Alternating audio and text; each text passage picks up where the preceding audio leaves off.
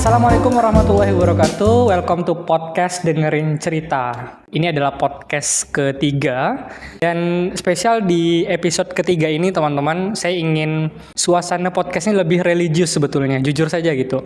Yaitu terkait dengan Quran. Jadi saya pribadi sebenarnya lagi berjuang untuk meningkatkan kualitas di dalam membaca Al-Quran, dan kebetulan saya punya teman bahkan guru ya, sering berinteraksi dan ya beliau cukup berkecimpung di dalam dunia Quran. Mungkin kalau kita sebutnya tuh guru ngaji gitu ya. Nah, ada sahabat, teman dan sekaligus guru saya, Bang Rizky Wahyudi. Assalamualaikum warahmatullahi wabarakatuh, Bang. Waalaikumsalam warahmatullahi wabarakatuh. Khaifah haluk. Alhamdulillah khair. Nah, jadi episode ketiga ini agak sedikit fokusnya lebih ke keagamaan gitu ya. Karena mungkin biasanya kalau bagi yang nonton kan podcast ini kan lebih ke motivasi anak muda gitu. Nah, memang saya disclaimer dulu bahwa di dalam podcast ini juga kita akan banyak bahas multi bidang gitu, multi topik, sehingga siapapun bisa menjadi narasumber gitu, bisa berbagi gitu. Terima kasih Bang udah bersedia hadir di episode ketiga. Sebelum mulai atau sebelum ngobrol lebih panjang, biasanya kita punya 3 pertanyaan khas nih. Yang pertama saya pengen tahu dong, Bang Rizky itu suka baca buku enggak? Dan kalau boleh tahu buku apa yang jadi favorit tuh? Yang kedua, film favoritnya. Yang ketiga itu adalah mungkin ada enggak idola atau inspirasi baik yang masih hidup maupun yang sudah wafat misalnya. Oke. Ya, buku dulu Bang. Silakan Bang. Bismillahirrahmanirrahim. Kalau ditanya ya, buku favorit saya kan, saya sih enggak ada buku spesifik gitu apa. Artinya banyak baca buku gitu maksudnya. Semua dibaca? Enggak juga sih. Enggak juga. Tapi kepada jenis buku. Saya itu suka buku sejarah, ya, tentang sejarah, tentang ilmu pengetahuan alam semesta itu suka juga. Dan kemudian ilmu tentang ini teori konspirasi, suka tuh. Teori konspirasi, kemudian tentang akhir zaman. Tentang akhir zaman ya. Berkaitan dia, seperti itu. Contoh misalnya sejarah, kan, nah, bisa dikaitkan dengan Islam dan sebagainya. Itu untuk buku ya. Oke, kalau film Bang? Film juga sama sih, lebih kepada tipe-tipenya sih, jenis-jenis film. Genrenya gitu ya. Seperti suka film yang survival. Bertahan hidup ya kan. Juga suka film tentang ini, mesin waktu. Misalnya pergi ke zaman-zaman tertentu kan. Itu suka tuh film-film tentang kerajaan. Juga suka juga film tentang drama percintaan juga. Normal. Jadi banyak gitu ya. Banyak. Saya pernah nonton juga tuh di drama Korea, itu masuk tuh percintaan kerajaan, itu tentang politik juga masuk. Salah satu film yang episodenya tuh 53 episode saya tonton habis. Gitu ya. 53 episode. Bagus sekali tuh tentang film itu, mengajarkan tentang politik, ada percintaan. Satu film itu bisa memakan waktu 40 menit. Artinya Abang nonton tuh bukan sekedar hiburan, tapi kayak mencari sesuatu di dalam film itu, karena genrenya nyambung gitu Bang ya. Dari buku menarik, ada banyak genre dan saling menyambung. Film juga sama, dan saya jadi tertarik dan penasaran tokoh idola atau favoritnya nih gitu kan. Apakah juga orang yang misteri-misteri gitu, yang inspirator dan sebagainya? Silakan. Sama, saya tuh memang enggak suka tokoh tertentu, tapi lebih kepada pemikiran. Nah, aliran-aliran itu suka saya, pemikiran orang-orang, ya kan. Kalau ditanya pahlawan, tokoh tertentu gitu kan yang saya itu suka mempelajari tentang pemikiran di dalam Islam, seperti ya di dalam Ahlus Sunnah wal Jamaah. Ahlus Sunnah wal Jamaah itu ada terbagi menjadi 3 itu kan. Pertama ada akidah, ada fikih, dan ada tasawuf. Nah, di dalam akidah itu ada pemikiran seorang ulama bagus itu, namanya Abu Hasan Al-Asy'ari. Nah, maka ada akidah namanya Al-Asy'ari. Nah, saya suka pemikirannya. Nah, kemudian ada Abu Al-Maturidi. Nah, jadi dalam ranah akidah itu ada tokoh yang pemikirannya itu yang saya kagumi. Iya, iya. Kemudian di fikih seperti Imam Syafi'i. Iya, iya, iya. Kemudian di tasawuf itu saya suka di Imam Al-Ghazali. Imam Secara Al-Ghazali. pemikiran. Secara bukan pemikiran. tokohnya. Bukan tokohnya. Oh. Karena di dalam tokoh-tokoh tersebut lahirlah seperti tokoh-tokoh besar seperti Muhammad Al-Fatih. Muhammad Al-Fatih kan berakidah Ahlus Sunnah wal Jamaah. Iya, iya, iya. Orang-orang yang berperang di Iya. dalam Islam berpikiran Ahlus Sunnah wal Jamaah, berakidahkan Al-Asy'ari Al-Maturidi. Iya, iya. Nah, juga berfikih dengan sesuai manhaj Ahlus Sunnah wal Jamaah. Iya, ini nampaknya saya salah topik nih ngundang beliau nih. Harusnya beliau bahas sejarah nih. Karena langsung keluar itu kan, apa namanya? Mengait sih, mengait lah. Jadi apa namanya kelihatan beliau di dalam menjelaskan tuh ternyata tidak cuman soal Quran gitu, tapi juga mendalami ilmu-ilmu pengetahuan terutama keislaman ya. Oke. Nah, Bang, tadi saya bilang bahwa Abang itu berkecimpung di dunia Quran. Sebenarnya kalau kita manggilnya tuh siapa sebenarnya? Pengajar Quran, guru ngaji, atau mungkin qori atau apa gitu. Biasanya kalau kita manggil orang-orang kayak yang memang berkecimpung di dunia Quran gitu. Kalau untuk era sekarang sih lebih tepatnya mungkin guru Quran. Oh, Kalau oke. dulu di kampung-kampung tuh Guru ngaji. Nah, Guru ngaji. guru Quran. Dan guru ngaji yang dibayangkan kalau saya lah ya dulu ya kan orang-orang tua yang udah sepuh gitu kan. Kalau sekarang nih kayak saya melihat guru ngaji ini banyak anak-anak muda. Macam abang nih kan kelihatan masih sangat muda gitu kan. Untuk ukuran yang kita tahu dulu tuh biasanya udah sepuh-sepuh gitu. Nah memang tren guru ngaji itu memang meningkat ke di era sekarang gitu. Kalau dilihat kenapa banyak anak-anak muda yang berkecimpung di dalam dunia Quran, ya itu kembali ke satu zaman. Pada masa yang lalu, Ya. mungkin masa-masa kecil itu guru-guru Quran itu guru-guru ngaji lah ya, guru-guru ngaji itu kebanyakan orang tua, ya kan? Sedangkan anak-anak mudanya malah belum pada ngaji. Masih itu ya, Iya. ya kan? Mungkin ya keterbatasan guru. Ya. Oke. Ya kan, kemudian di era lalu, masa lalu ataupun waktu kita kecil, media tidak Masif. sekarang. Seaktif sekarang juga. Betul. Sekarang kita media pembelajaran banyak, ya kan, ada YouTube, Ya. ataupun ada lembaga-lembaga tahfiz itu kan, itu yang melahirkan para guru-guru dan melahirkan para guru ngaji dan sebagainya. Nah, kalau dulu kan susah tuh, satu kampung tuh cari guru ngaji tuh susah, ya kan? Nah, jadi Dan dihormati betul tuh guru ngaji di kampung tuh. iya. Aset gitu. Iya. Nah makanya kenapa tema ini tentang lebih ke belajar ngaji dan sebagainya, dan kemudian saya mengundang pengajar atau guru Qur'annya itu sendiri, karena saya kadang tadi mengevaluasi diri juga terkait dengan sejauh mana saya bisa belajar Qur'an atau membaca Qur'an gitu Bang. Sekaligus saya pengen tahu perkembangannya tuh seperti apa Quran tuh, diminati enggak sekarang tuh gitu. Mungkin indikatornya mulai dari guru ngajinya, guru Qurannya banyak atau enggak gitu. Tapi sebelum jauh dari situ, saya mau nanya gitu. Kan pastinya Abang belajar ngaji dari kecil juga, guru ngaji gitu. Nah, ketika belajar dengan guru ngaji itu kena pelasah enggak Bang biasanya Bang?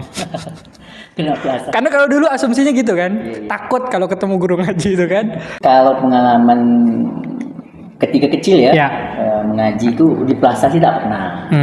Cuman di gap ya pernah. Oh, oke. Gap-gap yang ya mau di plaza bisa, ataupun mau disembat, bukan di plaza ya, sembat. Pakai apa? Pakai rotan. Pakai rotan ya. Penunjuk guru panjang tuh. Iya. Nah, dari rotan, kadang dari bambu. Tapi tidak pernah pula sampai melukai. Oke. Tapi luar biasa takutnya. Dan efektif di zaman itu ya. Iya, belum ada HAM. Emang kenapa kamu? Iya, nanti dikit-dikit. Iya. Ada perasaan gimana lah ya. Lapor ke polisi. Betul. Tapi alhamdulillah kita yang pernah diajar oleh guru di kampung-kampung itu tidak ada pula rasa dendam. Tidak ada. Oke. Ya. Senang kalau ketemu tuh senang. Alhamdulillah guru saya yang dulu masih hidup. Padahal rasa saya dulu dia udah tua. Iya. Sekarang dia masih ada gitu kan, panjang umur berkah. ya. Betul. Artinya mungkin kalau ndak garang kayak dulu, ya kita ndak seperti hari ini gitu, punya basic belajar Quran gitu. Dan iya, apa ya, pengalaman kita waktu kecil sebenarnya masih ada ndak sih Bang di zaman sekarang model ngaji yang seperti itu? Kan kalau dulu kan kita belajar ngaji ke rumah orangnya, kemudian setiap minggu tuh kita kayak ngasih minyak tanah, ngasih gula sebagai bentuk ucapan terima kasih gitu. Kalau sekarang masih ndak sih kayak gitu tuh? Kalau di sekarang, zaman sekarang masih ada sih yang kayak gitu, Ya. ya kan. Tetapi yang kalau pakai minyak tanah tuh, minyak tanah susah cari, susah cari ada minyak tanah sekarang, kan. Paling gula sembako tuh ada. Ya kan? Saya masih juga ngajar di kompleks itu, ada anak murid datang rumah, biasa datang bawa minyak goreng, bawa gula, gitu kan. Iya. Gitu. Nah, tapi juga banyak mungkin ya di sebagian kampung-kampung kecil, daerah-daerah mungkin masih ada yang melakukan kayak gitu, kan? Oke. Jadi itu tadi saya merasa nostalgia nih, ngobrolin soal ngaji di zaman dulu, karena saya pun ya jujur karena kita mungkin nakal gitu kan, jadi dipaksa gitu ngaji itu, ketemu guru ngaji yang kita takut gitu, ya mau nggak mau ujung-ujungnya ya kita pandai gitu kan, dan alhamdulillah gitu, dan akhirnya ketika udah dewasa tuh mikir gitu kan, ada gunanya juga kadang orang tua tuh tegas dengan kita untuk kita ngaji dan segala macamnya. Nah Bang, saya mau masuk ke hal yang lebih serius gitu soal ngaji gitu. Katanya kalau kita belajar ngaji itu wajib dengan guru gitu ya, atau harus ada gurunya gitu. Dan bagaimana kalau misalnya kita ngaji nggak pakai guru tapi pakai YouTube, pakai TikTok gitu. Nah, seperti apa? Apakah memang ngaji itu harus ada gurunya gitu? Kalau mengaji, apakah harus ada gurunya? Ya kan? Yaitu bisa dikatakan wajib, tapi bukan wajib seperti sholat. Oke. Kalau tidak ada guru haram. Berdosa gitu enggak? Tapi lebih kepada wajib menjaga terutama dalam adab dan keteladanan. Wajib itu yang di situnya menjaga ilmu tadi itu, supaya murid itu benar pemahamannya, tidak menyimpang, tidak menafsiri sendiri, tidak pandai-pandai. Maka penting adanya guru. Nah, bahkan kan ada sebuah perkataan tuh, kalau belajar agama, apalagi belajar ngaji kan, tanpa guru, gurunya setan. Nah, artinya gurunya setan bisa jadi dengan dia belajar sendiri, tak ada yang koreksi, dia merasa diri dia benar, kan? Ketika dikoreksi dia tak terima, kan malah nyalahkan orang. Nah, berpotensi menyimpang. Nah. Dan katanya kalau belajar ngaji dan menyimpang salah bacaan itu fatal gitu ya? Iya, karena kan beda panjang hurufnya, beda arti. Nah, gak berubah hurufnya, pasti jauh artinya. Iya. Kalau belajar ngaji tuh Bang, memang tahapannya belajar abata dulu, ijaiyah dulu, atau memang kadang ada orang yang bisa langsung belajar baca Quran? Maksudnya harus ikro dulu kayak gitu. Ada nggak cara belajar yang langsung dia belajarnya ke Quran gitu? Dia tahap awalnya pasti mengenal dulu. Betul. Nggak mungkin orang bisa baca langsung Al-Quran kecuali orang Arab. Orang Arab langsung kan? Iya. Kita yang orang Indonesia ya, bukan orang Arab, ya kan, tidak bisa langsung baca Quran kalau tidak mengenal ini huruf apa. Bahkan pernah saya baca di zaman Nabi, huruf Al-Quran itu, huruf hijaiyah itu tak ada titiknya. Mana bat? Tidak ada kasroh. Itu belum ada masa. Belum. Ini di zaman Nabi, ini pernah saya baca nih, mungkin ada teman-teman yang tahu bisa koreksi lah. Pernah saya baca bahwa di zaman Nabi itu ba, ta itu kan sama bentuknya. Betul. Yang beda kan cuma titik. Betul. Padahal di zaman itu tidak ada titik. Tidak ada titik ya. Jadi bagaimana orang-orang bisa bacanya? Dari struktur kalimatnya. Kita maka ketika keluar daripada Arab kan susah. Kita ini kan bukan orang Arab. Bagaimana bisa bedakan bata? Betul. Maka dikasih titik. Artinya tak sampai di situ. Tak sampai kasih titik. Bahkan harokat pun baru dikenalkan setelah jauh daripada Nabi, ya kan? Tapi udahlah dikasih titik, udahlah dikasih harokat, masih kadang dengan Artinya ulama-ulama kita, orang-orang yang memang di awal memikirkan bagaimana ya kita bisa belajar Quran dengan mudah itu memang mereka udah luar biasa gitu ya, mempermudah dengan adanya fathah, harokat termasuk yang tadi itu ya Bang ya. Pengen tahu sebenarnya apa alasan ataupun kenapa Abang pengen jadi guru Quran gitu sekarang gitu. Dari mana dasarnya, dari mana motifnya, alasannya, mungkin ada pengalaman-pengalaman tertentu yang membuat Abang sekarang jadi menekuni dunia Quran gitu. ini berangkat dari buta urop. Oke. Buta urop, buta kayu Al-Quran. Jadi seorang Bang Rizky juga pernah buta huruf, nggak pandai baca Quran atau? Saya jujur ya, pengalaman saya dengan Quran itu SD saya tak bisa baca Quran. SD. Bisa. Yang diajarkan guru tu tak masuk di otak saya. Jadi ketika ujian praktik baca Quran itu diluluskan sama guru. Nah, Padahal nggak tahu. enggak tahu. Ngikut ya, kan ngikut guru ya kan. Kalau metode orang dulu itu kan guru baca, murid ikut. Iya. Entah paham entah enggak. Yang penting baca. Habis itu disuruh pindah halaman berikutnya tak bisa dibaca. Apa ya? Karena tadi itu ngikut guru. Iya. Barulah saya kelas 3 SMP saya baru belajar Al-Quran pakai metode Iqra. Iya. Metode Iqra itu, dan menahan rasa malu yang luar biasa karena ketika saya masuk di tempat pengajian ngaji itu, tempat di rumah guru ngaji itu anak kecil semua. Saya sendiri SMP. Dan masih belum. Yang anak kecil dah pada Quran semua, saya baru kenal Iqra. Itu saya diketawakan sama budak kecil. Tapi karena saya bertekad dan saya duduk kepada ya Allah, mudahkanlah saya belajar Al-Quran. Saya lawan rasa malu, rasa jatuh dah rasa saya, tak harga diri saya. Jadi motivasi justru Bang. Iya, jadi motivasi. Alhamdulillah tak sampai berbulan-bulan saya bisa baca Quran. Walaupun panjang pendeknya masih salah. Itu cari les di luar dari itu? Les ngajinya maksudnya? Setelah yang di kelas 3 SMP itu belum, saya masih belajar ngaji dengan itu ya, nenek saya, saudaranya nenek. Iya. Belajar ngaji di situ. Nah, walaupun saya tahu ternyata setelah saya belajar, saudara nenek saya itu memang panjang pendeknya memang belum beres. Tapi dengan berkat beliau saya bisa baca Quran. Akhirnya setelah itu, setelah SMP, barulah saya menekuni belajar di kampung, di masjid tempat saya tinggal sana. Iya. Almarhum Tok Usop. Iya. So, beliau lah yang mengajarkan saya. Ya kan? Beliau sangat disiplin di dalam menjaga panjang pendeknya huruf. Situlah saya mulai belajar, berkeliling-keliling lah. Saya banyak berganti guru sambil guru. Intinya jangan hanya terfokus pada satu guru. Kita dah dapat guru ini, boleh kita belajar guru lain. Asalkan jangan ketika belajar kata guru saya ini begini. Jangan dibanding-bandingkan. Kita gitu ya. Ilmu. Alhamdulillah saya bisa memilah-milah.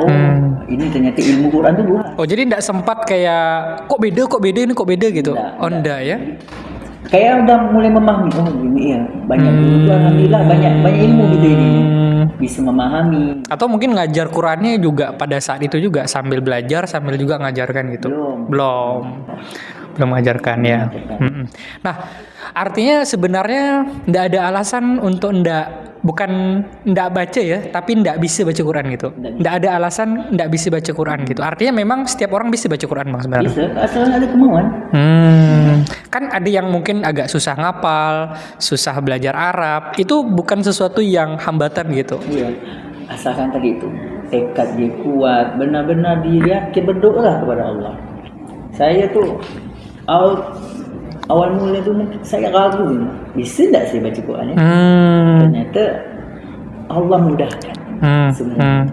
Nah, alhamdulillah sampai sekarang bisa. Kalau dibilang bagus sih enggak bagus, cuman dipakai orang lah. Iya. Sini kan. Nah, kalau dulu di kampung, di desa, guru ngaji itu kan ya bukan sekedar ya, memang kemampuan beliau gitu. Tapi di era sekarang tuh kayak merasa dituntut gitu untuk ada gelarnya, ada sanatnya, ada belajar di Mekah dulu atau di jadi untuk jadi pengajar Quran di sekarang nih memang harus ada gelar itu ke Bang gitu untuk tampil ngajar gitu seperti itu. Ini menurut saya di era sekarang. Kalau era zaman dulu ya apalah arti sebuah gelar, Iya. arti sebuah Kita juga ndak nanya kan, Bapak Ibu gelar apa gitu. Ya kita ngaji doang. apalah arti sebuah pengakuan di zaman itu. Orang sudah mengaku keilmuan. Iya, iya, Orang iya. ulama A, ulama B, Iya. tanpa ada sertifikat, Betul. tanpa ada gelar ijazah.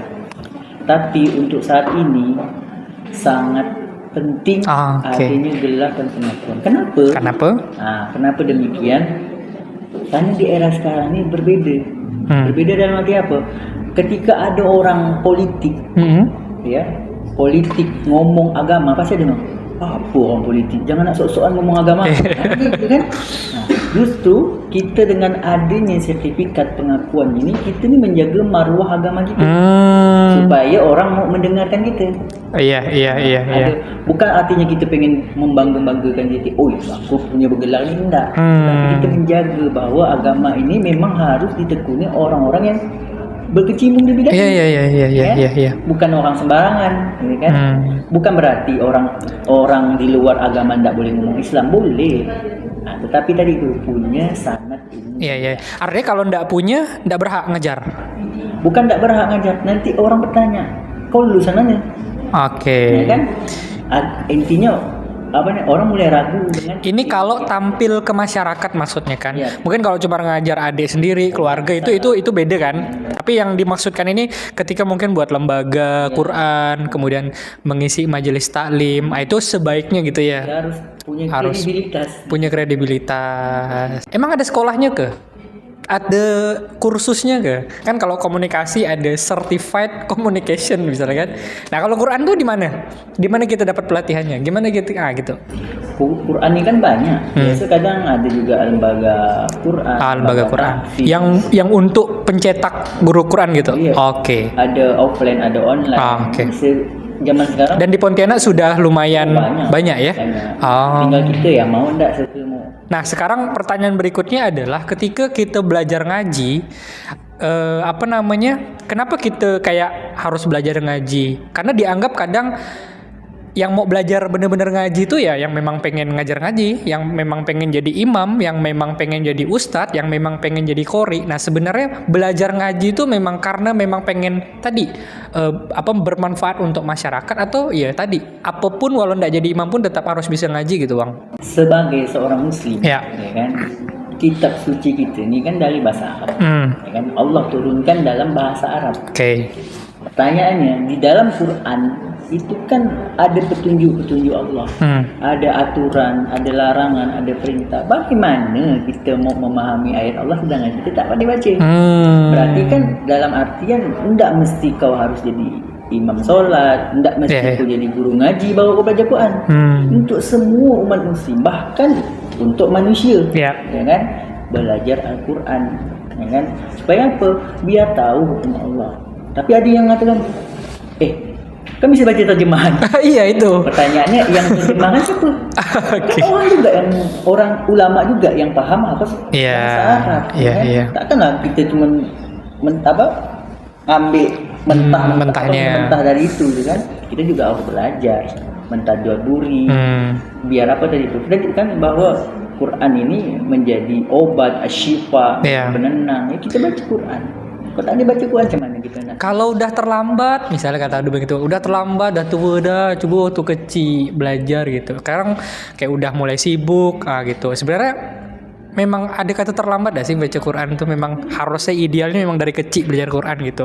Bagaimana dengan yang merasa minder, malu ketika belajar Quran tapi kayak udah merasa telat gitu, Bang? Mungkin ada motivasi tersendiri itu? Nggak ada sih kata telat untuk belajar baca Quran. Kan yang ada itu gengsi. Dia malu, apalagi misalnya pengajarnya lebih muda, muridnya lebih tua. Gengsi, malu, ya kan? Dia nak belajar Al-Quran. Ya, bagaimana perkataan Imam Syafi'i itu kan, belajar di waktu muda bagaikan mengukir di atas batu. Sedangkan belajar di waktu tua bagaikan mengukir di atas pasir atau air. Artinya apa? Memang usia-usia muda itu usia emas, Ya. dimana ketika kita belajar memang susah, Ya. tetapi melekatnya panjang. Beda dengan orang tua, mungkin mudah dia untuk belajar Quran, mudah gak dia lupa, ya kan, karena daya ingat. Tapi kalau soal gengsi, ya mungkin cari yang privat, ya kan. Nah, jadi ndak bersama dengan anak-anak muda gitu. Dan memang ya kalau udah menjelang dewasa 30-40 ya memang privat aja kan, ada duitnya segala macam gitu. Intinya jangan pernah berhenti baca Quran. Saya tuh merasa udah hatam gitu kan, merasa udah bisa pas apa ya, semi pondok ya.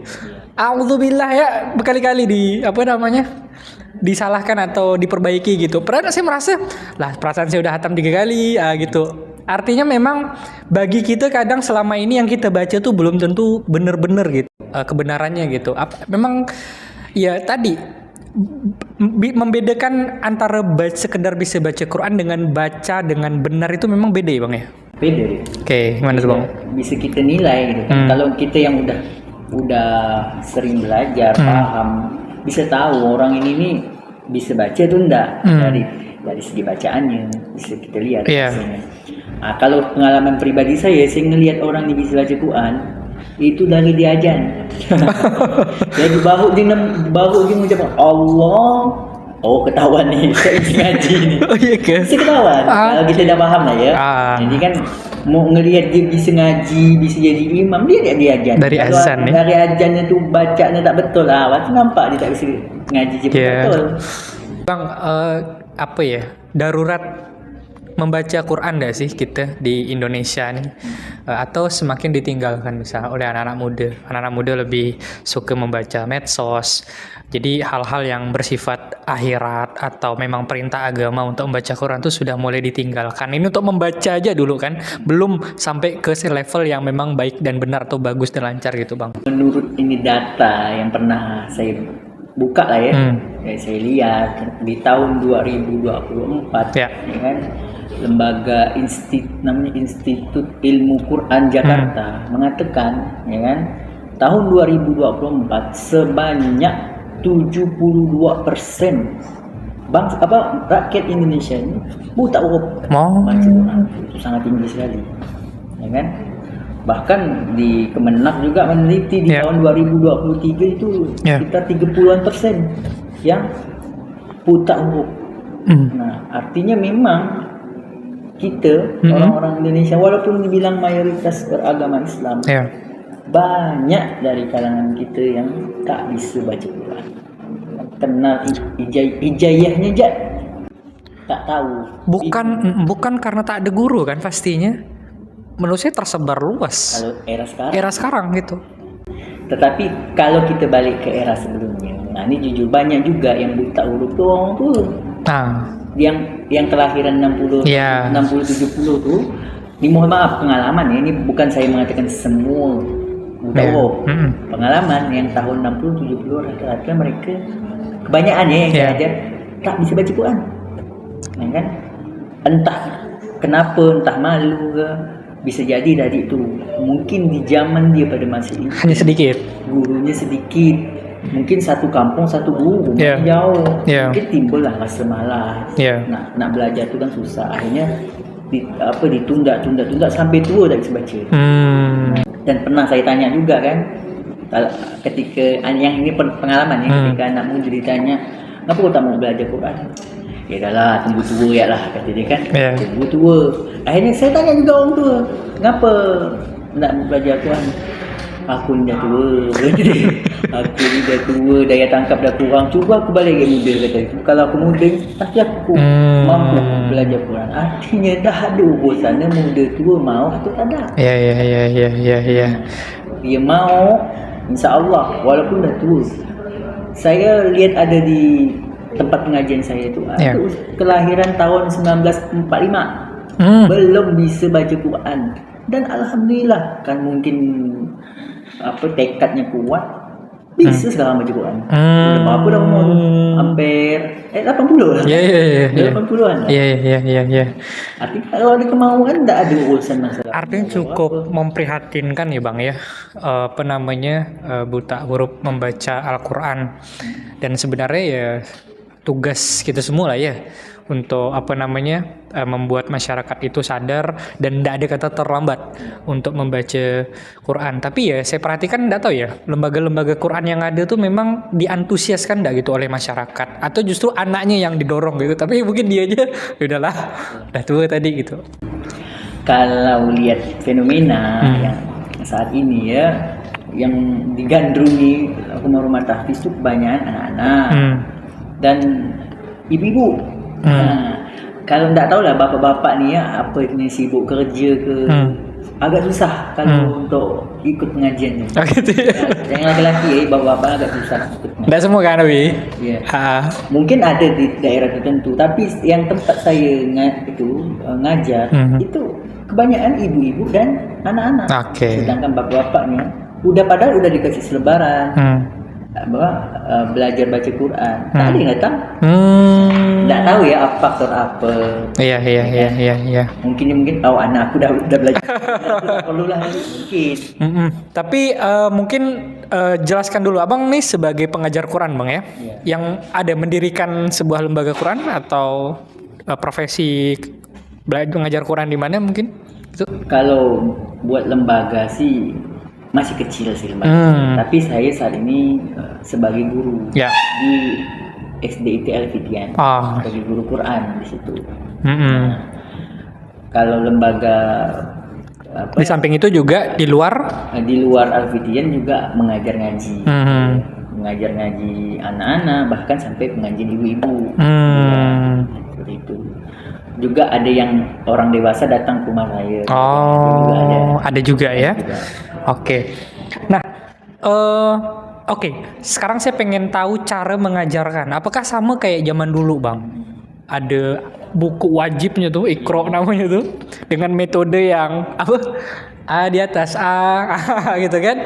Apakah sama hal yang pernah diajarkan di zaman itu juga di zaman sekarang, atau ada pengembangan metode gitu? Dan khusus metode abang sendiri mungkin apa gitu kalau misalnya ada gitu? Kalau berdasarkan dulu ya, ketika saya kecil itu nama metode yang alif di atas A, alif bawah I, alif depan U, A, I. Aduh, nostalgia banget ya. Ini udah dewasa sekarang nih baru saya tahu itu nama metodenya adalah metode Al-Baghdadiyah. Baghdadiyah. Baghdad. Nah, artinya ya menurut sejarahnya lah ya, bahwa metode itu metode yang udah zaman dahulu. Berarti dari luar? Dari luar Nusantara? Iya, dari luar Nusantara. Kalau dari merujuk nama ini kan Baghdad, artinya di Irak. Kalau kita lihat sejarahnya, Baghdad itu memang pusatnya ilmu pengetahuan, betul. Perpustakaan terbesar. Jadi muncullah situ mengajar Al-Quran ataupun metode cara baca Quran. Nah, barulah para ulama mubaligh pada masa itu mungkin menyebarkan Islam kan, masuk ke Nusantara. Memakailah metode Al-Baghdadi tadi itu. Nah, baru sekarang saya tahu namanya. Tapi kita tahunya bukan Al-Baghdadi kan, Quran kecil. Kau dah hatam Quran kecil om? Quran kecil nanti ada Quran besar. Iya. Nah, tetapi seiring perkembangan zaman, metode yang Quran kecil tadi itu, Al-Baghdadi itu sekarang pelan-pelan ya, mulai bukan ditinggalkan sih, peminatnya kurang. Kenapa bang? Malah itu yang melahirkan termasuk abang sendiri gitu kan, kita semua gitu, karena artinya itu udah paling mudah dan paling ringkas, simple gitu. Munculnya di era 80-an, yaitu muncul metode Iqra. Metode khas asli orang Indonesia punya. Yang penulisnya itu tak salah Kiai Haji As'ad Humam. Nah, beliaulah yang mengenalkan metode Iqra di Indonesia. Beliaulah yang penciptanya. Ya kan? Sebentar, Quran kecil ini bukan Iqra. Bukan. Saya lagi itu nih. Salah nangkap nih maksudnya. Kira saya Quran kecil itu Iqra-nya bukan. Berarti bukan di zaman saya dong. Saya enggak pernah nyentuh itu. Enggak pernah nyentuh A di atas A bawah I. Itu iya, tapi bukan itu Iqra kah? Itu bukan Iqra, yang A di atas A bawah I itu Quran kecil yang tadi saya bilang metode Al-Baghdadi. Kira saya Iqra bukunya, tapi cara menyampaikannya dengan gaya itu. Tapi gaya itu memang populer. Yang A, I, U, tapi bukan panduan Iqra itu bukan? Oke. Kita masing-masingnya ada metodenya. Al-Baghdadi itu mungkin generasi 80 ke bawah. Iya. Berapa ratus tahun dipakai itu. Iya. Nah, sekarang di era tahun mulai ya, tak salah saya baca itu tahun 80-an muncul metode Iqra yang disusun dan yang diciptakan oleh Kiai Haji As'ad. Yang tokohnya di balik sampul cover belakang tuh ya. Pakai tongkat. Sampailah sekarang metode itu masih digunakan. Iya. Dan jujur saya alumni Iqra. Bukan alumni Quran kecil. Karena saya tak paham. Iya. Karena itu udah sebelum 80-an ya? Iya, betul. Maksudnya walaupun sebelum 80-an di zaman saya kecil itu masih dipakai dari Quran kecil. Iya. Cuman saya tidak paham. Nah, baru yang pas kelas 3 SMP saya bilang barulah saya pakai Iqra, walaupun di zaman kecil udah di Iqra. Iya. Belum populer. Masuk ke Pontianak lah. Dan itu Bang melihat ada perbedaan cara metodenya gitu yang makin memudahkan masyarakat waktu itu Iqra itu. Iya, perbedaannya itu kan kalau metode yang Quran kecil itu agak susah, mungkin balik ke gurunya kali. Iya. Gimana cara guru menyampaikan. Sebenarnya bebas mau metode apapun, selama gurunya mampu menjelaskan dengan baik dan benar, bisa budak baca Quran. Tapi mungkin karena keterbatasan guru kita, ya kan, lebih banyak niru, kita ni ngikut, tak paham apa sih metodenya. Muncul metode Iqra ini tidak mengenalkan nama hurufnya tu alif, ba, ta, langsung ke harokat Iya. Ja, bukan jim. Kekurangannya anak-anak yang generasi Iqra ni tak tahu nama asli huruf. Ini kan kekurangannya ya. Iya, saya juga termasuk itu. Alif nih. Kalau kita generasi zaman yang dari Quran kecil itu, yang saya kan pernah juga pakai metode itu. Kita kenal alif sampai ya, wassalam lah kan alif, bata, sa, jim, ha kan. Metode itu kan bata, sa, ja. Jimnya dibilang ja. Iya. Karena langsung ke harokatnya. Kalau saya melihat tuh ya kan saya tahu abang ngajar Quran dan beberapa teman-teman saya yang lain juga pengajar Quran dan mereka tuh kayaknya mengembangkan metodenya sendiri. Sebenarnya dalam Al-Quran, bukan dalam Al-Quran, memang kalau ngajar ngaji tuh boleh ya pakai metode sendiri atau buat metode sendiri gitu. Dan apa sebenarnya tujuannya gitu? Namanya metode kan artinya cara. Metode ini kan cara, artinya bagaimana caranya mengenalkan, memudahkan orang untuk baca Quran. Kan? Artinya dengan hadirnya metode itu untuk memudahkan orang supaya tahu, paham, belajar Al-Quran kan. Di dalam surah Al-Muzammil kan waratilil Qur'ana tartila. Bacalah Quran itu secara tartil, perlahan-lahan. Nah, artinya bagaimana kita bisa tahu? Itulah disusunlah kaidah-kaidahnya. Begini cara bacanya. Banyak metode itu banyak. Ada Al-Baghdadi, ada Wafa, ada Iqra, ada Qiraati, Yanbu'a. Sekarang ini ada Sakifa, banyak metode-metode yang ada. Tapi artinya metode apapun. Tapi tidak saling berlawanan metode tuh, bukan saling mengkritik metode, bukan. Saling melengkapi. Berarti lebih ke siapa yang pengen pakai pendekatan ini gitu ya. Sebenarnya itu metode itu kembali sebenarnya sudut pandang guru ya.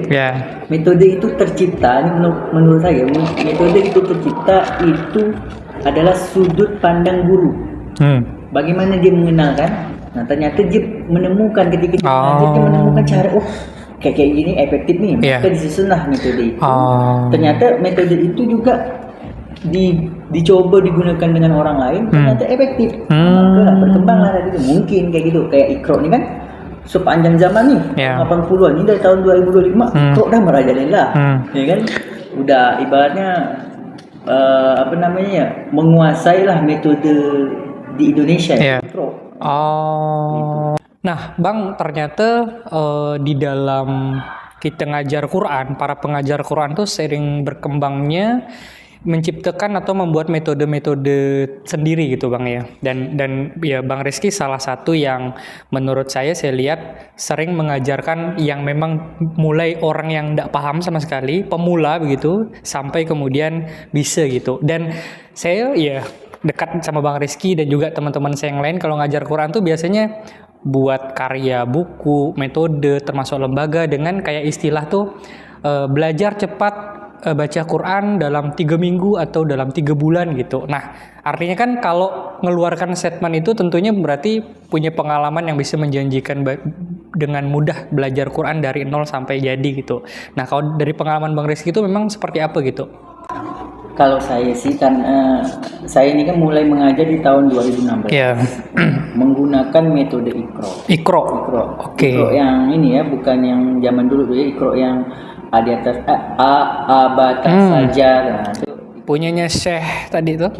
Kiai Haji. Oke. Nah, jadi metode itu saya pakai, tetapi caranya saya tidak ikut Iqra, tapi dengan cara saya sendiri. Karena sepanjang perjalanan saya mengajar Iqra itu, saya menemukan celah efektif untuk mengajarkan untuk bisa baca Quran lebih cepat, gitu kan? Walaupun itu belum saya tuliskan, itu masih di otak saya. Oke. Masih saya simpan. Tentang cara mengajar. Iya, cara itu saya simpan dulu. Setiap anak murid yang saya ajar itu berdasarkan cara saya. Walaupun wadahnya Iqra, gitu kan? Oke. Karena saya tak punya metode khusus. Ini sekarang atau yang waktu 2016? Dari 2016 sampai 2023. Oke. Nah, kemudian di tahun 2024 saya mencoba untuk menuliskan metode saya yang saya ajarkan tuh, ya kan? Nah, akhirnya alhamdulillah kurang lebih setahunan lah ya, saya menyusun itu, yang di otak saya itu saya tuangkan semua di dalam metode saya. Muncullah namanya tadi itu, metode El Rizwa. Apa? Metode El Rizwa. Ini metode yang saya susun sendiri. Oke, dan buat namanya El Rizwa ya. Itu nama El Rizwa itu berdasarkan nama saya. Apa tuh? Rizky Wahyu. Kita bahasa Arab. Apa artinya Rizwa tuh? Nah, kalau Rizwa Sogo. Tapi ini Rizwa. El Rizwa. Itu lembaga Quran, Bang. Sebenarnya lembaga Quran, tapi saya tidak menuliskan lembaga saya itu bukan rumah tahfiz, tapi rumah belajar. Oke, dan metodenya? Metode El Rizwa. Oke. Di dalam buku itu nih, saya mohon maaf, saya lupa bawa bukunya. Aduh, sayang sekali. Nah, sebenarnya saya lagi nunggu nih. Itulah. Saya mau bawa balik soalnya. Bukunya udah jadi. Iya. Udah jadi. Nah, dan saya jujur, metode yang saya gunakan yang di kepala saya tetapi memakai wadah Iqra itu sukses. Alhamdulillah sukses untuk orang benar-benar bisa baca Quran dengan sesuai kaidah panjang dan pendeknya. Jadi metode itu udah saya susun setahun dengan metode El Rizwa. Bahkan jujur ya, bukan saya ini memastikan. Insya Allah menjamin 1 bulan bisa lancar baca Quran dengan baik dan benar. Dengan ketentuan syarat. Artinya untuk pemula. Untuk pemula, karena saya pernah mengajar ya orang yang dia tahu huruf hijaiyah, tetapi masih salah-salah baca mat tabi'i panjang 2 harokat tuh, panjang huruf tuh ya. Nah, alhamdulillah dia beli buku saya, metode El Rizwa tadi itu, sekarang bisa dibaca Quran. Tapi saya mau nanya nih Bang, ini yang tadi syarat berlaku tuh intinya gini, ya semua orang kalau rajin metode apapun cepat. Itu maksud saya. Jadi apakah ini soal dianya, kemauan dianya, atau memang metodenya tadi yang memang lebih memudahkan bagi siapapun yang mau tak cepat, mau tak agak lambat, misalnya gitu Bang? Iya, semuanya tetap balik kepada peserta, pesertanya ya. Mau metode sebagus apapun, kalau dia bebal, atau memang tidak mau belajar atau malas belajar gitu. Malas belajar atau gengsi. Tetapi maksud saya 1 bulan menjamin bisa baca Quran, bukan berarti 1 bulan seminggu sekali datang. Sebulan berarti 30 hari itu. 30 hari datang konsisten, ya kan? Dia belajar Al-Quran, ya kan? Dengan syarat tadi itu, ada syaratnya. Syaratnya dia kenal huruf hijaiyah aja, alif sampai ya. Kalau dibolak-balik dia tidak ketukar dan bisa menyebutkan di kepala, insya Allah tadi saya bisa jamin. Oh, bulan itu lebih cepat lah ya. Tetapi kalau dia lambat alif sampai ya tuh diputar-putar dia sering masih salah, kayaknya belum cocok di metode saya, bakat nanti jadi lama. Oke. Jadi lama dia. Saya sarankan pakai ikro ya. Ikro panjang tuh sampai 6 ikro kan? Ya, Ikro 6. iya ikro 6. Pembelajarannya panjang, mungkin dia bisa di metode itu karena untuk lebih lama. Kalau saya ini kan mungkin ya lebih cepat. Tapi saya tulis di buku saya itu bukan cara cepat, tapi cara mudah. Biar enggak sombong. Cara mudah. Iya. Enggak berani saya bilang cara cepat, takut saya sombong. Bahasa-bahasa umum ya yang bisa diterima gitu ya Bang ya. Oh gitu. Tapi kan berarti masa menerima murid anak dengan syarat harus bisa hijaiyah. Kalau memang dia datang nggak pernah tahu sama sekali hijaiyah pun diterima dong. Diterima. Tapi levelnya baru hafalkan hijaiyah dulu gitu. Oh. Diterima ya berarti dengan resiko dia tetap lama lah. Bacanya di buku saya itu saya buat 3 bagian. Oke. Kalau ikro kan ada 6. Nah, kalau saya buat 3 bagian, ada bagian 1, bagian 2, bagian 3. Itu disusun tuh. Bagian 1 untuk pemula benar, untuk mengenal hijaya. Bagian kedua mulai mengenal huruf bersambung dan waqaf. Yang ketiga mulai lebih panjang ke bagian 3. Tetapi di metode saya, jujur saya tidak menyalahkan metode lain. Bahkan di dalam kata pengantar yang saya tulis bahwa saya terinspirasi dan mengambil referensi dari metode Iqra, Wafa, dan Al-Baghdadi. Saya gabungkan situ dengan lahirlah metode El-Rizwa tadi itu. Iya. Artinya saya bisa buat metode ini pun gara-gara metode sebelumnya. Bukan saya tiba-tiba murni saya bisa menghasilkan sendiri, tidak. Dan artinya metode abang pun mungkin akan ada pembaruan-pembaruan. Ketika misalkan manusia juga ke depan mungkin beda-beda juga gitu kan, kelebihan dan kekurangannya kan. Kalau saya kan belajar watak, belajar kepribadian bang ya. Ya orang ada yang cepet, ada yang lama, ada yang auditori, pendengarannya lebih dominan, ada yang visual, ada yang kinestetik. Itu pendekatan metode yang merangkum atau mengakomodasi semua itunya kah? Kelebihan-kelebihan kayak gitu kah? Kekurangan itu kah? Iya. Atau hanya cocok anak-anak yang memang mudah nangkap doang gitu, misalnya kayak gitu. Tapi di buku saya tidak pula saya tuliskan anak-anak yang udah bisa nangkap udah bisa baca kenal hijaian dah. Tapi saya tulis di situ tuh untuk usia 7 tahun, dewasa dan umum. Nah, tapi tidak spesifik saya sebutkan pandai ini dan sebagainya. Tetap diterima, ya kan? Berarti kita tinggal balik ke gurunya lagi kan, bagaimana sih cara efektif mengajarkan ini. Kalau ditanya pengalaman bagaimana, banyak. Kalau kata orang kampung kan bebal itu banyak ketemu anak murid yang kayak gitu. Ini bebal kan. Hari ini ingat besok lupa gitu, terus diulang-ulang lupa terus. Saya tuh kagum dengan guru Quran, guru ngaji, sabar gitu. Bawa kan hapus apal-apal nih tak bisa udah diulang bolak-balik.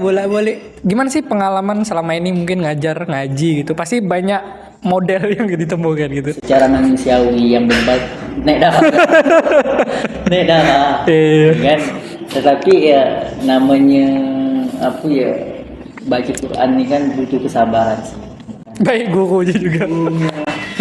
Setiap orang tuh punya waktu, punya cara untuk dia bisa baca. Mungkin dia waktunya belum tepat ataupun belum sampai masanya dia untuk paham.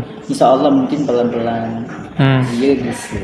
Saya pengalaman orang yang pernah bebal, kalau bilang bebal sekali. Alhamdulillah bisa baca. Nah, berarti kan balik ke gurunya. Iya, itu maksud saya. Mampu bersabar untuk menunggu anak murid itu bisa baca. Artinya bisa dan tidak bisanya itu selain faktor diri sendiri juga ada faktor guru sebenarnya.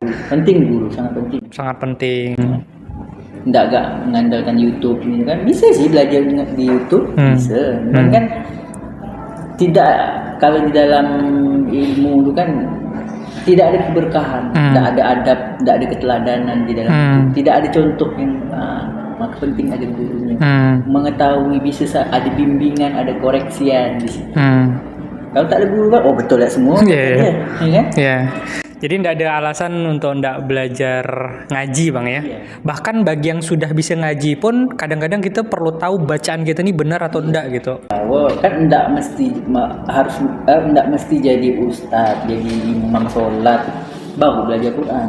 Tadi tuh kita orang Islam, Muslim. Petunjuk Al-Quran itu dalam bahasa Arab, ya kan? Ya kita harus belajar dengan tadi itu kaidah bahasa Arab, terutama yaitu belajar Al-Quran, Ya. nah, kan? Supaya kita bisa memahami hukum-hukum Allah, kita mengerti, Ya. kita bisa mengaji sendiri. Ya. Maksudnya membaca, mentadaburi, meresapi, sehingga Ya. mengontrol diri kita untuk jauh lebih baik, Ya. kan? Oke, Bang, closing statement Bang, mungkin untuk anak-anak muda atau yang siapapun yang memang membangkitkan kembali semangat untuk belajar ngaji Bang. Pesan untuk anak muda, ya kan? Tak ada kata terlambat Ya. untuk belajar Quran. Mau dia muda pun mau dia tua, selama hayat masih di kandung badan, belajarlah, ya kan? Tak ada kata terlambat, ya kan? Insya Allah ada kemudahan, Allah kasih jalan. Ya. Sama kita yakin ya. Nah, tapi faktor terbesar orang susah baca Quran itu pertama gengsi, malu atau merasa diri bisa Ya. lebih baik daripada orang lain. Itu yang menghalangi dia. Oke, kalau mau ngaji misalnya, kita ngubungi kemana dan cari apa gitu informasinya? Kalau misalnya ke abang gitu. Ya boleh juga kalau ingin belajar ngaji melalui saya di lembaga Quran saya, ya kan, rumah belajar El Rizwa, bisa boleh dihubungi mau. Oh boleh. Para penonton Boleh. mau belajar Quran. Itu yang muda, yang tua, Lintas sosial lah ya. Kayak gitu. Oke Bang, terima kasih nasihat-nasihat dan juga informasi-informasi tentang Quran. Karena kita ngomong ini bukan ngomongan tentang lebih ke baca Quran dan gimana, tapi lebih ke kita bisa ndak ya, udah bagus belum ya ngaji kita dan segala macam. Nah mudah-mudahan dari podcast ini bisa memberikan semangat lah bahwa tidak ada kata terlambat tadi. Dan pada akhirnya Quran itu akan memberikan syafaat kan di akhirat, itu yang kita harapkan gitu. Bang, sekali lagi makasih sudah bergabung di podcast. Mudah-mudahan nanti bisa ketemu lagi di podcast bahas sejarah, boleh nanti.